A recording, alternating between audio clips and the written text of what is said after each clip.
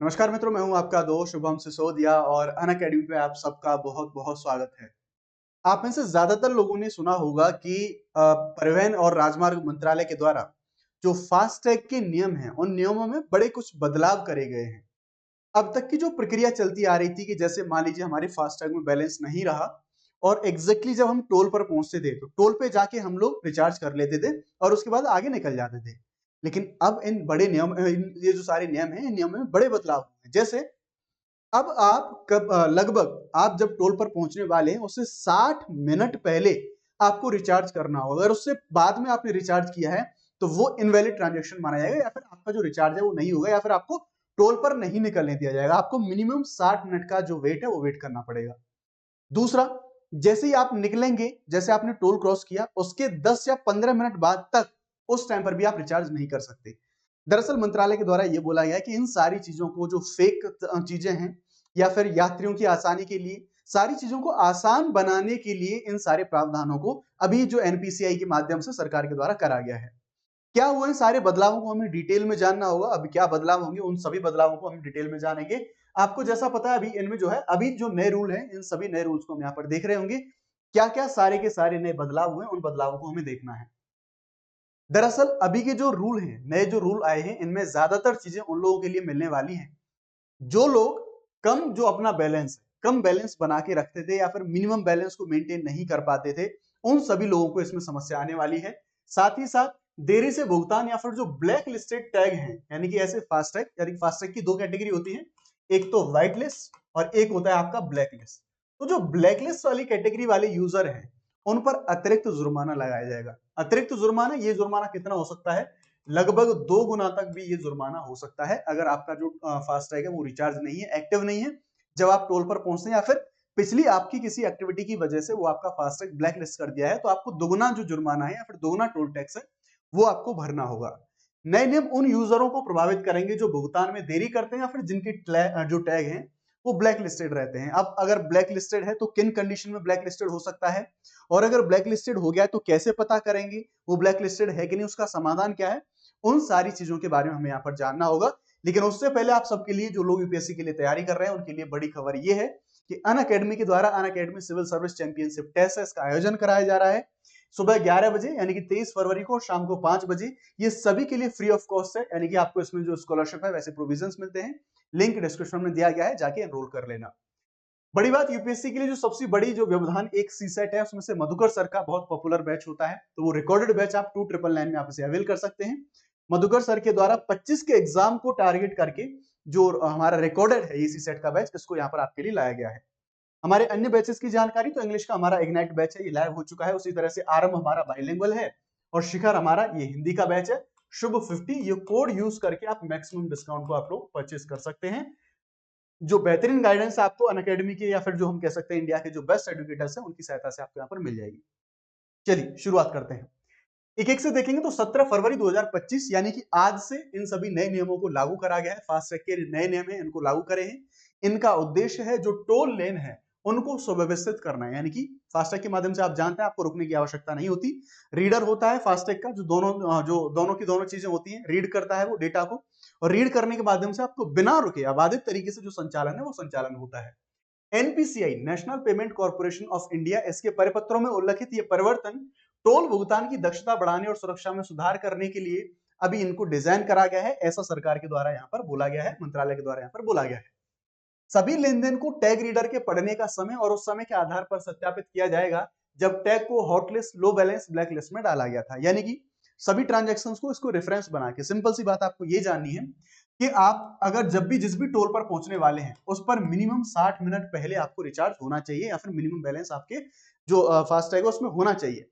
और उसके बाद जैसे ही आप टोल क्रॉस करते हैं तो विद इन 15 मिनट यानी कि 60 मिनट पहले आप रिचार्ज नहीं कर सकते और 15 मिनट बाद आप रिचार्ज नहीं कर सकते। इस टाइम लिमिट को आपको ध्यान में रखना होगा। ये निष्क्रिय टैग अस्वीकृति होती है यदि कोई टैग 60 मिनट से अधिक समय तक निष्क्रिय रहता है और टोल रीडर द्वारा पढ़ने के 10 मिनट के भीतर सक्रिय नहीं होता तो लेन देन को अस्वीकृत किया जा सकता है, यानी कि उस एक्सेप्ट नहीं किया जाएगा उस बैलेंस को। और अस्वीकृति कोड 176 यानी कि ये जो डिनाइड कोड है, ये डिनाइड कोड आपको वहां पे दिखाई देगा। ब्लैकलिस्टेड टैग पर जुर्माना, यानी कि जिनको उनकी पुरानी गतिविधियों के, मान लीजिए ब्लैकलिस्ट कैसे होंगे उन कंडीशन को हम देखते हैं। जैसे केवाईसी नहीं हो रखा है, मिनिमम बैलेंस आपने रिक्वायर्ड नहीं करा, आरटीओ की जो सारी डिटेल है वो आपकी लिंक नहीं है, तो उन आधार पर यदि आपका फास्टैग ब्लैक लिस्ट है, तो ऐसे जो टोल प्लाजा पर ब्लैक लिस्टेड अगर आपका फास्टैग पाया जाता है, तो उन सभी यूजर्स को दुगना टोल जो है वो देना पड़ेगा, दुगना टोल उनसे वसूला जाएगा। जुर्माने की वापसी कैसे हो सकती है? मान लीजिए ऐसी कंडीशन में, जब मान लीजिए आपको जुर्माना वापस कराना हो, ऐसी कंडीशन में कि आपने बाद में रिचार्ज कर लिया हो, तो जुर्माने की वापसी कैसे कराएंगे आप?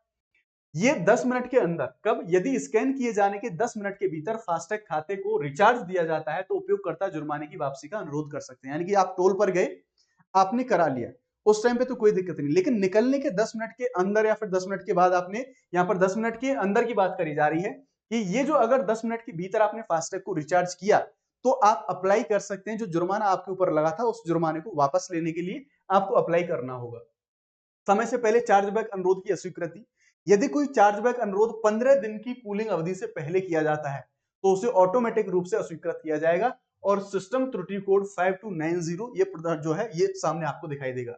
चार्जबैक के लिए आवेदन कैसे करें? यदि किसी यूजर को गलत कटौती पर कोई विवाद करना है या फिर अपना कोई इश्यू रेज करना है, तो ऐसी कंडीशन में उसे लेन देन यानी कि ट्रांजेक्शन के 15 दिन बाद अपने बैंक में चार्जबैक अनुरोध कर का जो है वो दायर करना होगा। अब आपको अपने फास्टैग को पता कैसे करना है कि भाई फास्टैग आपका एक्टिव है कि नहीं है, आप उसका यूज कर सकते हैं कि नहीं कर सकते, तो वो चीजें देखनी होंगी। देखो, अगर फास्टैग ब्लैक लिस्ट है तो आपको दुगना शुल्क देना होगा। ब्लैक लिस्ट किस कंडीशन में होगा आपका फास्टैग? तो देखो, या तो आपने मिनिमम बैलेंस नहीं मेंटेन किया हुआ है, केवाईसी आपका अपडेटेड नहीं है, या फिर आरटीओ की जो सारी डिटेल्स है, वाहन का रजिस्ट्रेशन नंबर वगैरह, वो सारी चीजें अपडेटेड नहीं है या फिर सही नहीं है, लिंक नहीं है, तो उस कंडीशन में ब्लैक लिस्ट हो सकता है। अब अगर ब्लैक लिस्ट हो गया है, आपको जानकारी करनी है, पता करना है कि आपका फास्टैग एक्टिव है कि नहीं। इस बारे में कैसे पता करेंगे? तो सिंपल सी बात है, परिवहन विभाग की जो वेबसाइट है उस वेबसाइट पे जाएंगे, ई चालान स्टेटस पर आप क्लिक करेंगे, ई चालान स्टेटस पर जाके आप देखेंगे, और जैसे ही आप उन सारी चीजों पर क्लिक करेंगे, डिटेल्स वगैरह वहां पर देखेंगे, तो उन सारी जो फॉर्मेलिटीज है उनको करने के बाद आपका जो फास्टैग है या जो फास्टैग है आपका वो एक्टिव कंडीशन में आ जाएगा। फास्टैग अब है क्या? ये जिस फास्टैग के बारे में इतनी बातचीत हो रही है, फास्टैग के बारे में हम जान लेते हैं। तो दरअसल फास्टैग एक रीडेबल टैग होता है। आपने देखा होगा वाहनों की विंडशील्ड पर इस तरह से जो वाहन की विंडशील्ड आगे की जो स्क्रीन होती है वहां पे कॉर्नर में लगा रहता है, कुछ लोग बीच में भी लगा के रखते हैं। तो ये नकद लेन देन के लिए बिना रुके ही स्वचालित कटौती की अनुमति देता है। पुराने समय पर 2016 से पहले आप क्या करते थे? विंडो के पास जाके रोकते थे, जिनमें से पैसा दिया तब जाके आप टोल कटवाते थे।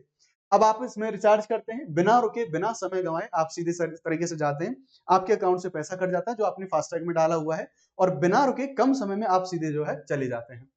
ये tag radio frequency identification RFID जो टेक्नोलॉजी है, हमारी जो टेक्नोलॉजी आरएफआईडी, इस टेक्नोलॉजी का यूज करता है और सक्रिय होने पर वाहन की विंड स्क्रीन पर लगाया जाता है। यानी कि आरएफआईडी जो टेक्नोलॉजी है इस टेक्नोलॉजी का यूज करता है, यानी कि एक विशेष नजदीक आने पर ये जो डेटा है उस डेटा का ट्रांजेक्शन करता है और उसके आधार पर आपको जो अनुमति देता है आगे जाने की। अप्रैल 2016 में इसको लागू किया गया था और सरकार ने 1 दिसंबर 2017 से सभी नई कार और ट्रकों के लिए बिक्री से पहले फास्टैग लगाना अनिवार्य कर दिया था। साथ ही एनएचएआई ने फास्टैग की उपलब्धता को सुगम बनाने के लिए 2 मोबाइल ऐप, पहला माई फास्टैग और दूसरा फास्टैग पार्टनर, ये 2 ऐप लॉन्च करे हैं ताकि सभी को आसानी से सारी चीजें मिल जाए। ये जो टैग जारी होने की तिथि से 5 वर्ष के लिए वैध होता है और 7 अलग-अलग रंग कोड में उपलब्ध होता है। 7 अलग-अलग रंग कोड आप अपने सामने देख सकते हैं। व्हीकल की कैटेगरी के हिसाब से, अलग-अलग व्हीकल की कैटेगरी के हिसाब से अलग-अलग कलर जो कोड होते हैं, उनमें आपको जो फास्टैग है ये दिखाई देने को मिलता है। तो ये थी सारी की सारी अभी फास्टैग की अपडेट। बाकी आप लोग यूपीएससी के लिए जो लोग प्रिपेयर कर रहे हैं उनके लिए खास जानकारी ये है कि हमारी जो इंडियन पॉलिटी की 6 to 12 जो एनसीईआरटी सीरीज है, फ्री ऑफ कॉस्ट इसी चैनल पर चलाई जा रही है। Monday, Wednesday, Friday and Saturday 3 बजे इंडियन पॉलिटी में यहाँ पर कवर कर रहा हूँ आपके लिए, इंडियन कॉन्स्टिट्यूशन। इसमें हम टॉपिक वाइज इंडियन पॉलिटी को कवर कर रहे हैं। मेरा टेलीग्राम ग्रुप है जिसकी लिंक आपको जो है वीडियो के डिस्क्रिप्शन में मिल जाएगी। Thank you very much. जय हिंद, बाय बाय।